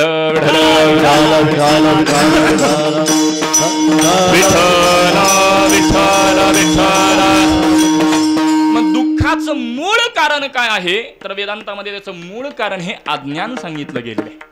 बघा याची शृंखला वेदांतामध्ये अशी आहे. अज्ञानापासून भेदज्ञान, भेदज्ञानापासून अनुकूल प्रतिकूल, अनुकूल प्रतिकूल ज्ञानापासून धर्म धर्म, धर्म धर्मापासून पाप पुण्य, पाप पुण्यापासून सुख दुःख हे भोगण्याकरता शरीर. म्हणजे अज्ञान, भेदज्ञान, रागद्वेष, धर्म धर्म, पाप पुण्य, सुख दुःख. रागद्वेष राहिलं होतं. धर्म धर्म, पाप पुण्य आणि सुख दुःख. मग महाराज सुख दुःख निर्माण होण्याकरता तर तुम्ही सांगताय दुःखाला कारण तर पाप आहे महाराज. परंतु पाप कसं निर्माण होतं? प्रत्येकाचा एक एक विचार करता येईल बरं आपल्याला. अज्ञान अज्ञान कशाला म्हणावं? तो महामानच्या स्वरूपाला जे आच्छादित करतं त्याला अज्ञान म्हणा. त्याच्या 5 विकल्प आहेत: आवरण शक्तीवाला, विक्षेप शक्तीवाला, अनादी भावरूप आणि अनिर्वचनीय. आता अज्ञान पटवून देतो. आता आपण शेतकरी मंडळी आहेत. शेतामध्ये शेतकरी काबाड कष्ट करत बसलेला आहे आणि एक वाटसरू म्हणजे एखादा प्रवासी त्या रस्त्यावरून निघालेला आहे, कुठतरी जायचंय म्हणून त्याला तहान लागलेली आहे. आणि शेतकऱ्याला विचारतो, ओ शेतकरी बाबा, इथं पाण्याची व्यवस्था कुठे आहे, मला तहान लागलेली आहे. शेतकरी बाबा सांगतात, इथून केवळ 50 पाऊल पुढे जा, एक विहीर आहे, पाणी उपलब्ध आहे, पाणी पिऊन तू तृप्त होशील. त्या शेतकऱ्यांनी जसा मार्ग सांगितलाय त्याचा मागोवा घेत घेत तिथपर्यंत जातो आणि तो प्रवासी वरून डोकावून पाहतो, त्याला आत काही पाणीच दिसत नाही. तिथूनच हाक मारतो, ओ शेतकरी बाबा, यात तर पाणीच नाही. शेतकरी बाबा म्हणतात, हा नक्कीच शहरातला असला पाहिजे. आता तिथं येतात, त्याच्या हाताला धरतात, खाली डोकावून पाहतात, लक्षात येतं घडलेला प्रकार काय आहे. हाताला धरलेलं असतंच, खाली घेऊन जातात. आता त्या पाणीच्या वरती एक प्रकारचं शेवाळ आलेलं होतं. ते शेवाळ फक्त बाजूला करतात. पाणी नव्हतं की आणावं लागलं? इकडं विहीर आहे की नाही? जरा संवाद करा. पाणी नव्हतं की आणावं लागलं? पाणी जागेवरच आहे, पण दर्शन का नाही झालं? मध्ये अडथळा, त्यालाच अज्ञान म्हणतात. विठ्ठल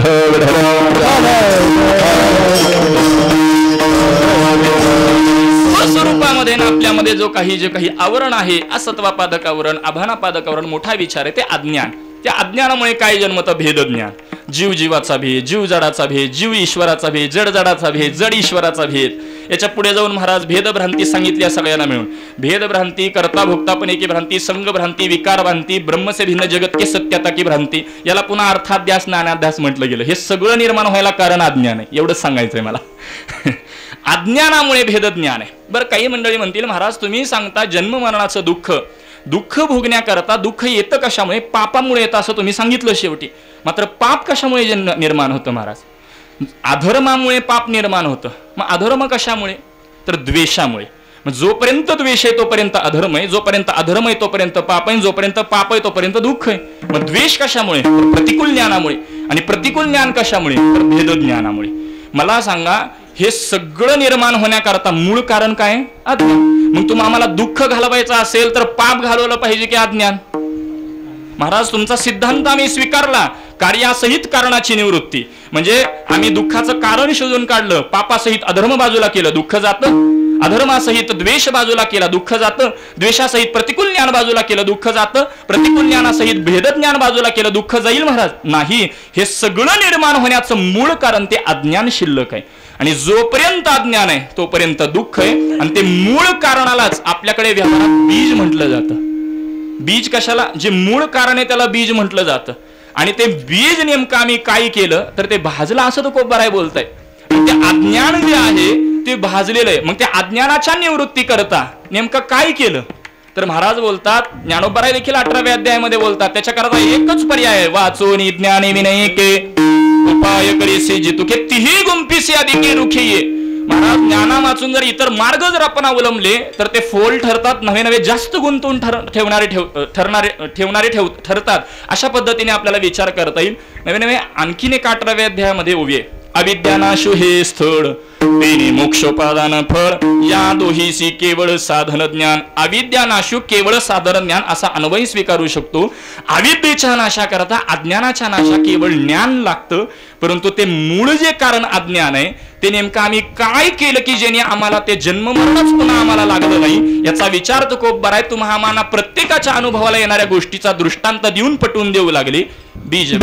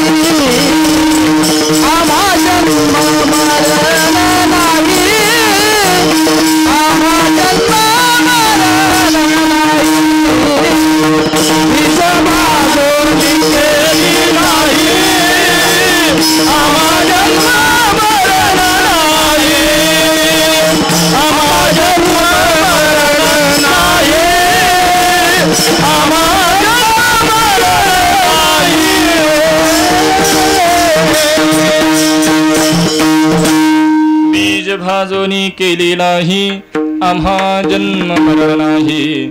आकारासी कैचा ठाव देह प्रत्यक्ष झाला देव.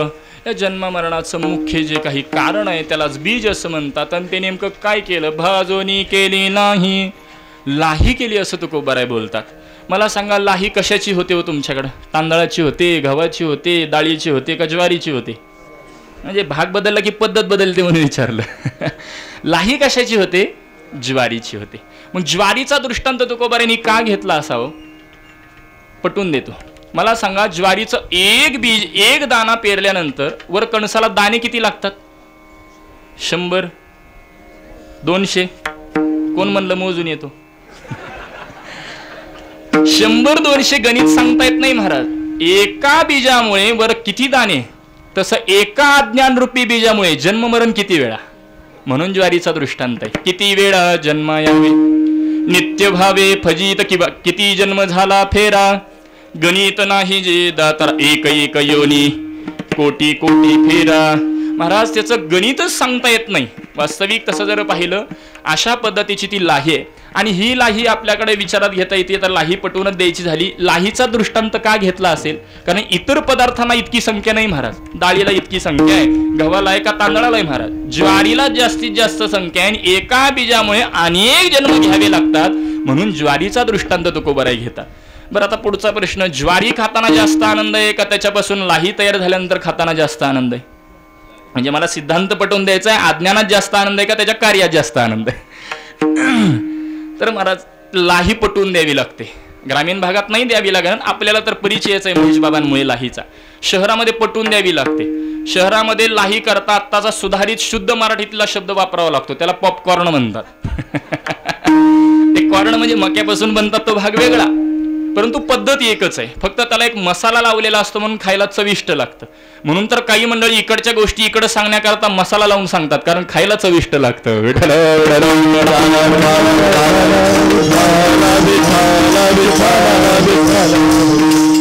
लाही आणि त्याची प्रक्रिया एकच आहे. आणि ही लाही काल्यामध्ये असते महाराज.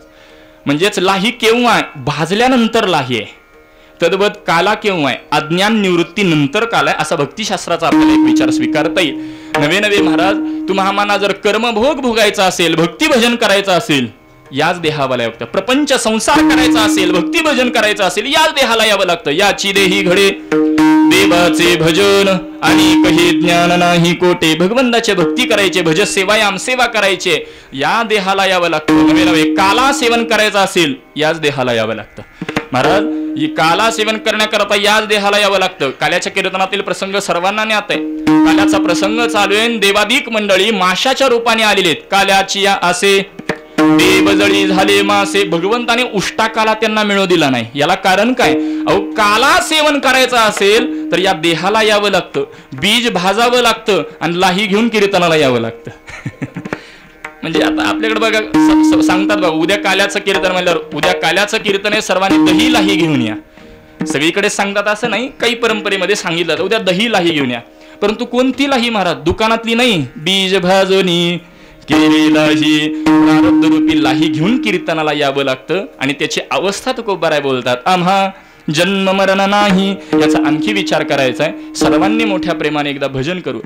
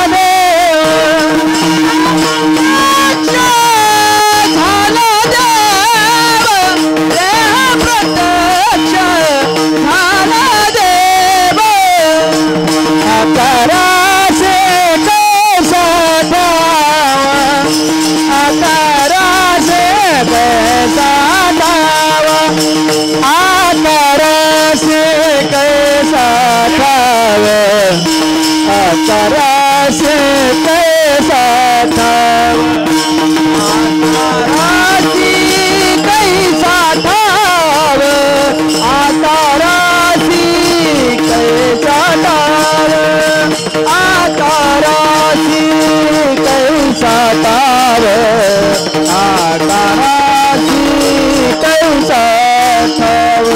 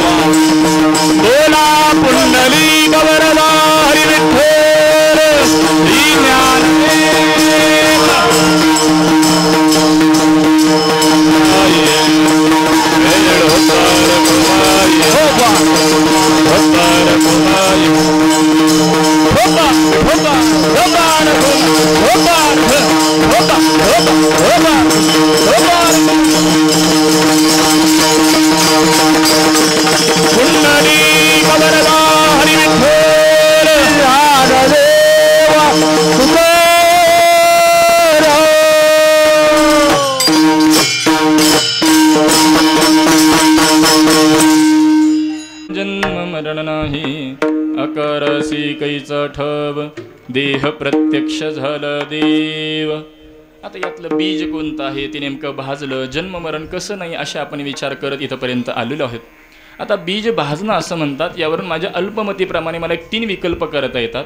पहिला आहे ते बीज पेरणं, दुसरं आहे बीज भाजणं आणि तिसरं आहे बीज जाळणं. विठ्ठल विठ्ठल. बघा एखादा शेतकरी असतो आणि ते शेतकरी त्याचं बीज म्हणजे पीक लावलेलं आहे. बऱ्याच वेळेपर्यंत शेताला काही पाणीच दिलं नाही, पाऊस नाही, बोर नाही, कशालाच पाणी नाही. आपण काय म्हणतो, आमचं पीक जळालं असं म्हणतो. मग पीक जळालं असं म्हणतो, मात्र ते जळण्याकरता आपण काडीपेटी आणली होती का विसतो? नाही महाराज. बीज पेरल्यानंतर विशिष्ट कालावधी जर त्याला पाणी नाही दिलं तर ते पीक जळलं. याला पीक जळणं म्हणा. दुसरं पीक पेरणं, विशिष्ट कालावधी जर त्याला पाणी दिलं तर ते अनेकत्वाने येतं, याला बीज पेरणं म्हणा. मात्र बीज न पेरता जर ते भाजलं तर त्याची लाही होते, ह्याला बीज भाजणं म्हणा. विठ्ठल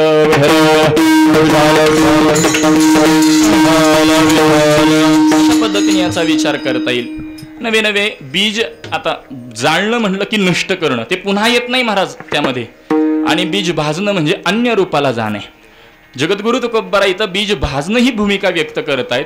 आता बीज पेरणं हे क्रियमान आहे आणि बीज भाजणं म्हणजे क्रियमान संचित कर्माचा नाश आहे.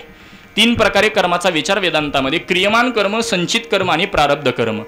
क्रियमान कशाला म्हणावं? जन्मापासून अंतापर्यंत जे देहतादात्म्याने केलं जातं त्याला क्रियमान म्हणतात. यातलं जे संग्रहाला जातं त्याला संचित म्हणतात. आणि फल देण्याकरता जे सन्मुख होतं याला प्रारब्ध म्हणतात.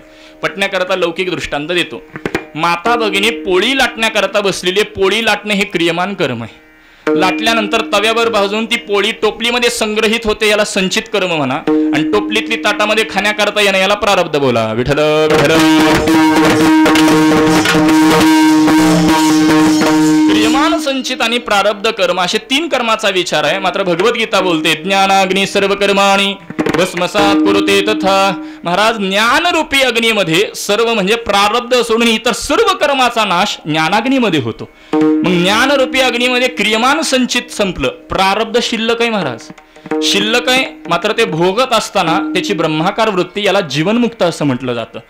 जोपर्यंत प्रारब्ध आहे तोपर्यंत या देहामध्ये राहून भोग भोगत असताना, या पृथ्वी तलावर राहत असताना त्याची ब्रह्माकार वृत्ती आहे, त्याला जीवनमुक्त असं म्हटलं जातं. आणि त्याला जन्ममरण नाही. महाराज, काही मंडळी म्हणतील महाराज ज्ञानोबराय तर बोलतात, इथं तर तुम्ही प्रारब्ध शिल्लक असं सांगता आणि जन्माला कारण तर ज्ञानोबराय बोलतात. अगा कर्मी जे उरावे ते सुखदुःखे फळावे तया ते भोगावया यावे देहा एक. किंवा नाथ महाराज बोलतात केले कर्म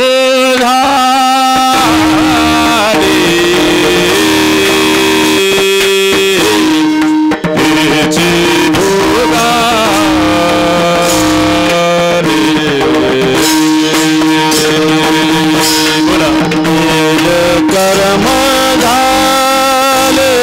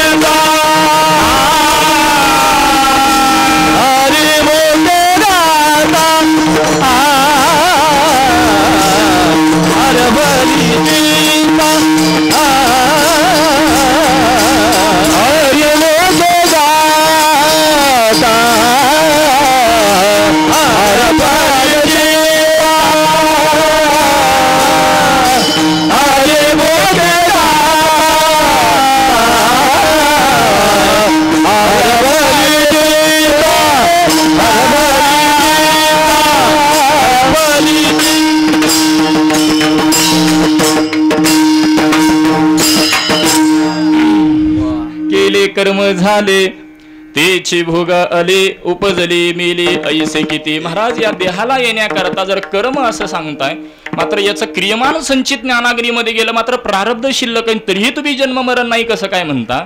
तर महाराज जन्माला कारण कोणतं कर्म याचा विचार करावा लागतो.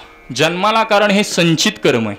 संचितातलं प्रारब्धात येतं त्यावेळेला जन्म आहे आणि प्रारब्ध संपलं की मृत्यू आहे. पटवून देतो. स्वामी विवेकानंद यांच्या जीवनातील प्रसंग आहे. रामकृष्ण परमहंस आणि स्वामी विवेकानंद एकदा परिक्रमा करत आहेत आणि भिक्षा मागण्याकरता स्वामी विवेकानंद गेले. एका घरातून वडे देण्यात आले. चरित्रामध्ये पकोडे असं वर्णन आहे. आता वडे पकोडे काही जे दिलं असेल ते आणतात, श्री गुरूंना ते देतात आणि श्री गुरु रामकृष्ण परमहंसांना ते दिल्याबरोबर ते खाऊन संपल्याबरोबर रामकृष्ण परमहंस म्हणजे गुरु महात्मे स्वामी विवेकानंदांना बोलतात, परत त्याच घरातून जाऊन तसेच वडे पकोडे घेऊन या. स्वामी विवेकानंदांना वाटतं की साक्षात्कारी महापुरुष आहेत आणि अशी क्रिया त्यांनी का करावी. परंतु गुरूंना विचारावं तर कसं, कारण गुरूंना विचारत असताना देखील कसं विचारलं गेलं पाहिजे याचाही नियम आहे महाराज. गुरु महात्म्याने जर एखाद्या वेळेला बोलताना सांगितलं समईकडे बोट करून की याला मेणबत्ती म्हणा, तर त्यावेळेला मेणबत्तीच म्हणायचं. आणि एकांतात जाऊन गुरु महात्म्यांना विचारायचं की समयी असताना तुम्ही मेणबत्ती म्हटलात, मात्र माझ्या बुद्धीला अवलोकन नाही झालं, पटवून द्या. ही गुरूंशी बोलण्याची एक पद्धत आहे. आणि म्हणून त्यांच्याकडे जाऊन पुन्हा पकोडे घेऊन येतात आणि राहावलं नाही म्हणून स्वामी विवेकानंद आपल्या गुरु महात्म्यांना विचारणा करतात, तुम्ही सांगितलं मला पकोडे आणण्याकरता, कशा करता? तुम्ही तर साक्षात्कारी आहात, देहावरती कसल्याही पद्धतीचे तुम्ही नाही आणि तरी देखील ही इच्छा व्यक्त तुम्ही केलीत. त्यावेळेला रामकृष्ण परमहंस म्हणतात, वडे खाण्याची इच्छा माझी संपली की पुढच्या 2 दिवसात मला मृत्यू आहे. स्वामी विवेकानंदांना वाटतं उगीच आपण प्रश्न केला, कळालं नाही म्हणून एक भूमिका स्वामी विवेकानंदांनी घेतलेली म्हणून विचारणा करतात, हे कसं काय? त्यावेळेला रामकृष्ण परमहंसांनी उत्तर दिलं, वडे म्हणजेच पकोडे खाणं हे माझं प्रारब्ध आहे आणि ती इच्छा संपली म्हणजे प्रारब्ध संपलं की पुन्हा लगेच मृत्यू आहे. विठ्ठल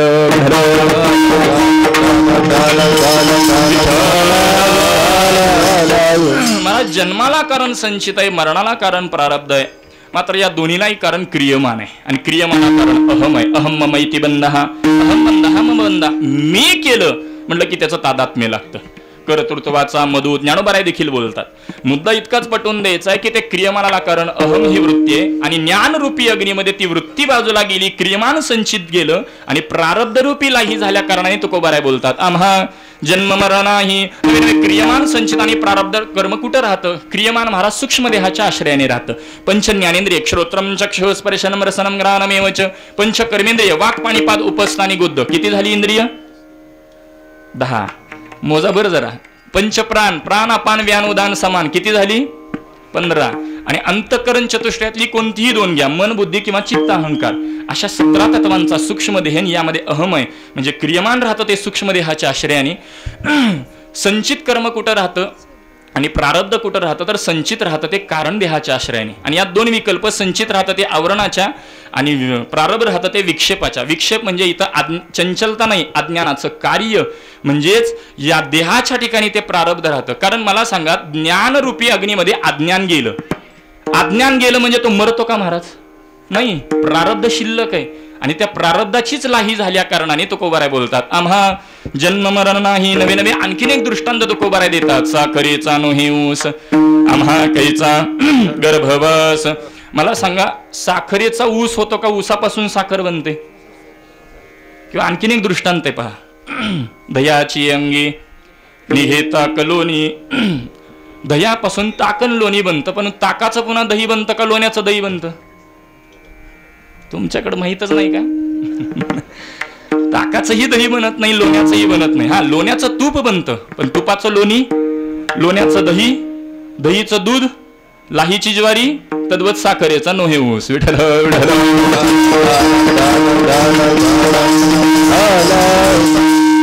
महाराज. आता पुन्हा विचार करता येईल आणखी. आता गर्भवासाची जर धारणा आपण 4-5 विकल्प करून आलो, जीवाला गर्भवास आहे मात्र कळालं नाही, बाहेर पडण्याचा प्रयत्न करत नाही, साधक विचार करू लागला आणि संत महात्म्यांना ते जन्म मरण स्पर्शच करत नाही असा विचार करून आपण आलो. मला सांगा, जगद्गुरु तुकोबारायांचा हा चालू वर्ष 375वा वैकुंठ गमन सोहळा आहे. जगद्गुरु तुकोबाराय वैकुंठाला गेले, ते पुन्हा आलेच नाहीत का? आपण वैकुंठ गमन सोहळा साजरा करतो ते कोणता? जगनाडे तेलीन करता आले पुन्हा माघारी जातानाचा साजरा करतो, भागीरथी करता आलेल्यांचा साजरा करतो का निळोबाऱ्यां करता आलेला साजरा करतो? महाराज भागीरथीने धावा केलेला आहे बरं.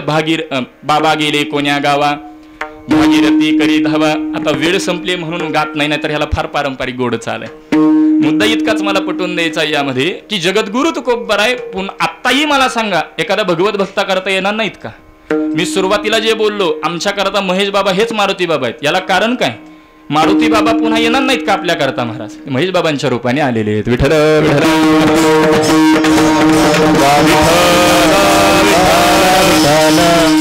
संतांना महाराज जन्म मरण हे स्पर्शच करत नाही. अहो मारुती बाबांचं जीवनचरित्र माझ्यापेक्षा आपण सर्व जाणकार मंडळी आहात. चरित्रामध्ये एक प्रसंग आहे पहा. एक मिलिटरी मॅन आहे, म्हणजेच देशाचे सेवक आहे, आणि त्यांच्या ह्याच्यामध्ये युद्धामध्ये काहीतरी झालं म्हणून ते मृत असे घोषित केलं जातं. सगळीकडे एकच ते मृत झालेले आहेत म्हणून त्यांच्या गोडाचं कीर्तन सद्गुरू श्री मोठ्या बाबांना देण्यात येतं. आणि गोडाच्या कीर्तनामध्ये मारुती बाबांच्या मुखातून वाक्य बाहेर पडतं की ते मेलेलाच नाहीये. महाराज तो समोर उभा ठाकतो. याला कारण काय? त्यांचं सामर्थ्य एवढं आहे की जर तो अन्य जर मेलेला जर असेल तर त्यांना समोर उभा ठाकण्याचं जर सामर्थ्य असेल तर अशा संत महापुरुषांना जन्ममरण स्पर्श करेल का? विठ्ठल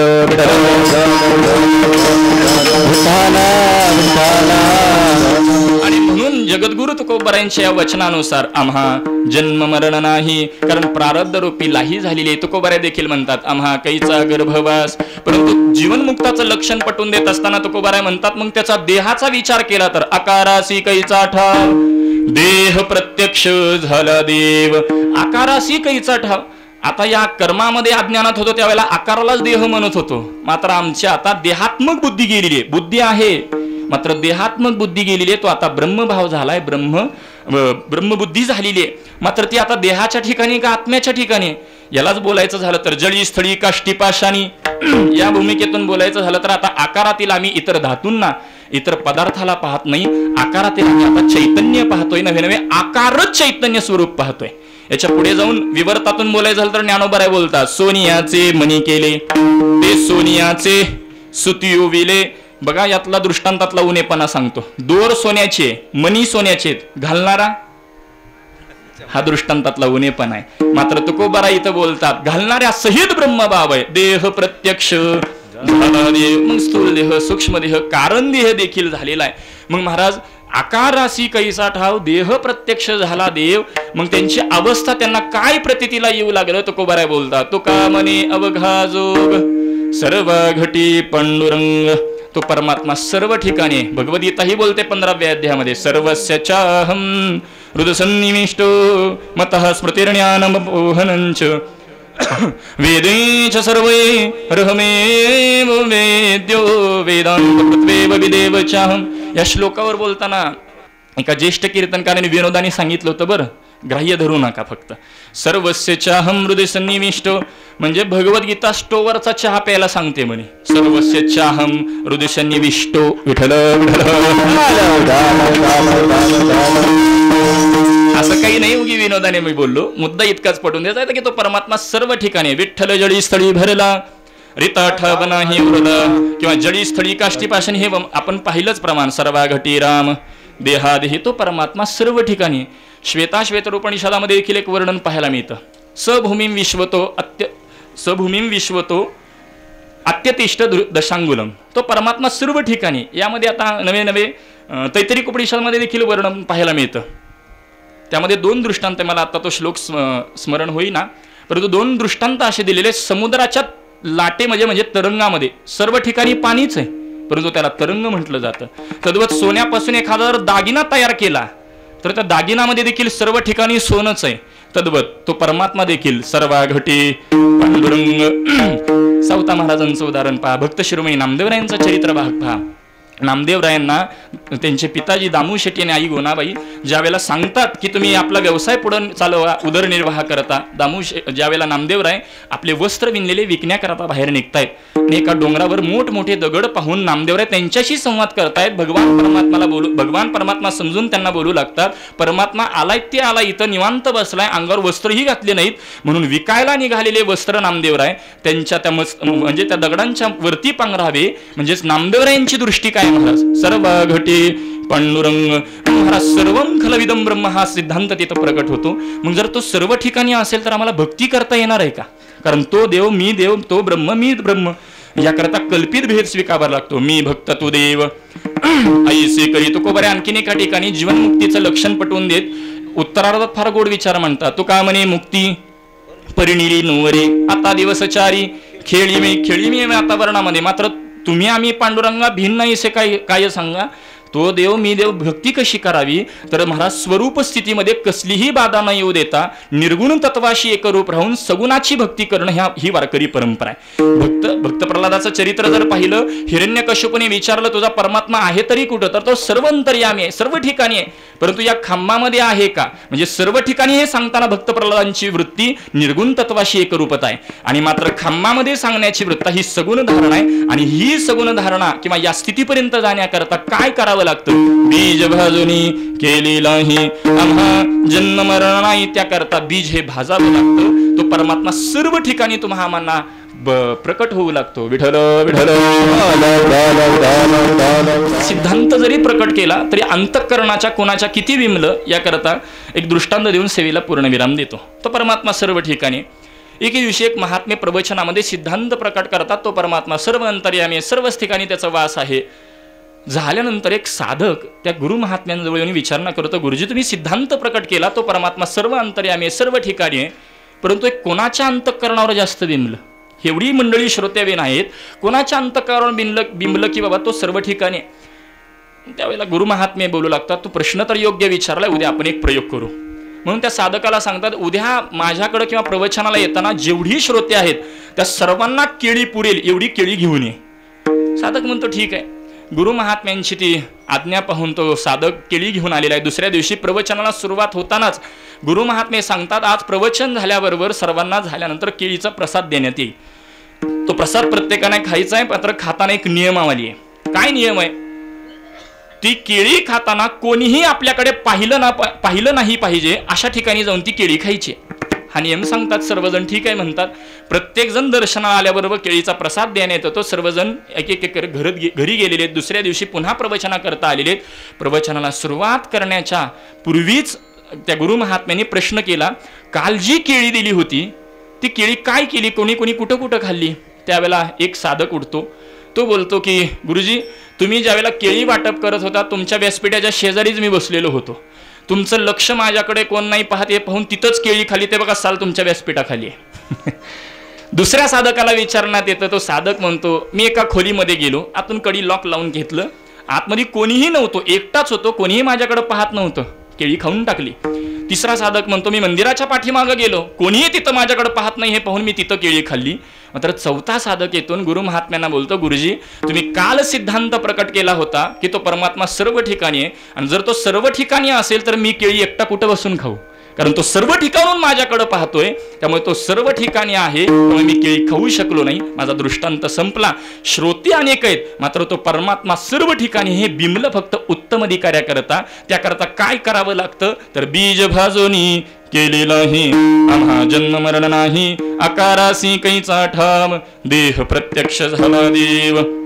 झालेली सेवा सद्गुरू मोठ्या बाबांच्या चरणी, श्रद्धेय बाबांच्या चरणी, तीर्थस्वरूप असणारे हरिभक्तीपरायण गुरुवर्य बाबांच्या चरणी देखील ही सेवा समर्पित करतो. ज्यांच्या मुखारविंदातून आपण श्रीमद भागवत कथा श्रवण करताय, परमादरणीय परमश्रद्धेय, मी सुरुवातीलाही बोलून गेलो की वारकरी संप्रदायामध्ये काही महनीय मंडळी आहेत की आम्ही सर्व साधक मंडळी ज्यांच्याकडे पाहून मार्गक्रमण केलं पाहिजे, आदर्श घेतलं पाहिजे, त्या महनीय मंडळींमध्ये श्रद्धेय आदरणीय ढाकणे बाबांचा आम्ही अग्रेसर आम्ही धरतो. कारण त्याच पद्धतीचं आचरण, तशीच मित भाषा, त्याच पद्धतीचा विनम्र स्वभाव, म्हणून त्यांच्याही चरणी विनम्र भावाने वंदन करतो. आणि आपण सर्वच या दिव्य परंपरेच्या चरणी इथं विलीन होत आहे. वास्तविक आपल्या सर्वांनाच्या चरणी विनम्र भावाने वंदन करणे इतपतही माझ्याकडे कोणत्याही पद्धतीचा अधिकार नाही, कारण आपण सिंहाची लेकर आहेत महाराज. ही दिव्य परंपरा म्हणजे एक सिंहाची परंपरा असल्यासारखी आहे. आत्ताच्या काळात नवीन एखादं काही सुरू करणं कठीण नाही महाराज, मात्र पूर्वापार चालत आलेली परंपरा पुढे त्याच निष्ठेने, श्रद्धेने, विवेकाने टिकवून ठेवणं अत्यंत कठीण झालेलं आहे. परंतु अशाही प्रदूषित वातावरणामध्ये शुद्ध सांप्रदायिक परंपरा तेवढ्याच निष्ठेने, श्रद्धेने जपून आणि टिकवून आणि तीच वाढ करणारे श्रद्धेय हरिभक्तीपरायण आमचे परमार्थ स्नेही म्हणून आम्ही ज्यांच्याकडे पाहतो, मी ज्येष्ठ बंधुवत म्हणून ज्यांच्याकडे पाहतोय, महेश बाबांच्या चरणी ही सेवा सुपूर्त करतो. सुंदर असं नियोजन चालू उत्सवामध्ये या महेश बाबांच्या अनुपस्थितीमध्ये आपण एवढं सगळं करताय, ही महेश बाबांचीच शिकवण आहे महाराज. गुरुवर्य आदरणीय बाबांची ही शिकवण आहे. आपण सर्व मंडळी, आणि मी जात जात प्रत्येकाला एक सूचना देखील करणार आहे. माझा तेवढा काही अधिकार नाही, परंतु फक्त पोस्टमन आहे. काल गुरुदेवांचं आणि महेशबाबांचं बोलणं झाल्यानंतर गुरुदेवांनी जो निरोप दिलाय तो फक्त मी इथं आज पोच करणार आहे. आपण सगळी मंडळी महेशबाबांचे चाहते आहोत. नवे नवे महेशबाबांवर निस्सीमप्रमाणे आपण प्रेम करणार आहेत. नवे नवे महेशबाबांनाही तिथं राहवत नाही महाराज. आपल्यावरती निस्सीमप्रमाणे ते प्रेम त्यांच्याही अंतःकरणामध्ये, जसं तुकोबाराय बोलतात, लेकुराचे हित वाहे माऊलीचे चित, याप्रमाणे त्यांचं अंतःकरण द्रवत आहे. परंतु तरी देखील त्यांच्या आनंदाकरता आणि त्यांच्या सुखाकरता आपल्याला त्यांच्यापासून लांब राहता आलं पाहिजे. आणि हीच प्रत्येकाच्या करता आपली सूचना आहे महाराज. जसं भगवान श्रीकृष्ण परमात्मा निघून गेल्यानंतर त्यांच्या विरहामध्येच गवळणीने आनंद घेतला, तसं त्या विरहातला आनंद देखील आपल्या प्रत्येकाला घेता आला पाहिजे.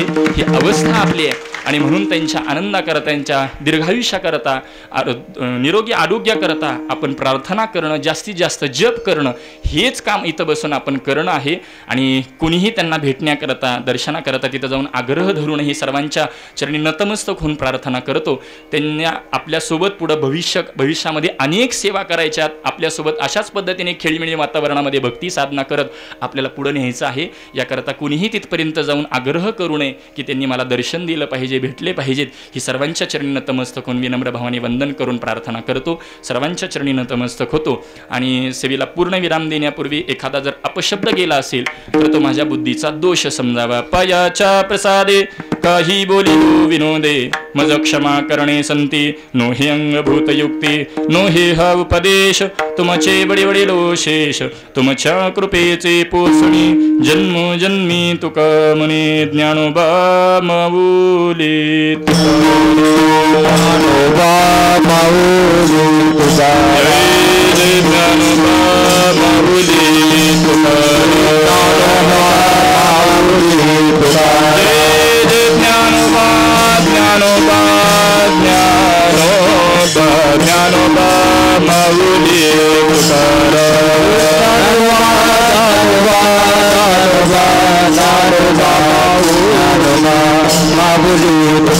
जय ज्ञानोबा माऊली तुकाराम, पुंडली कमरवा हरी विठ्ठल, ज्ञानोबा माऊली तुकाराम, जय ज्ञानोबा माऊली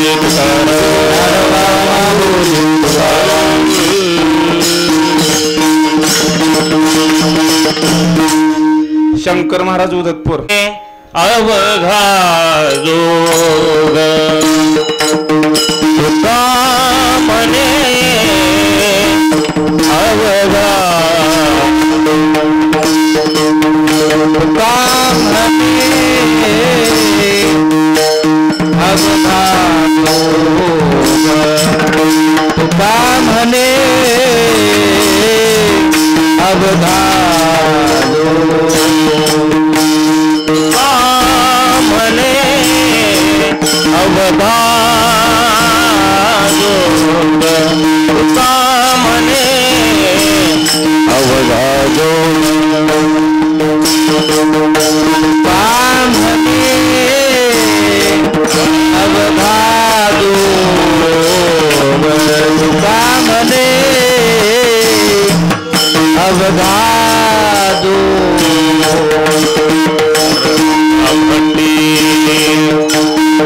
पांडुरंग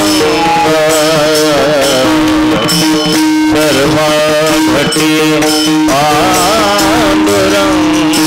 पांडुरंग आकाराचे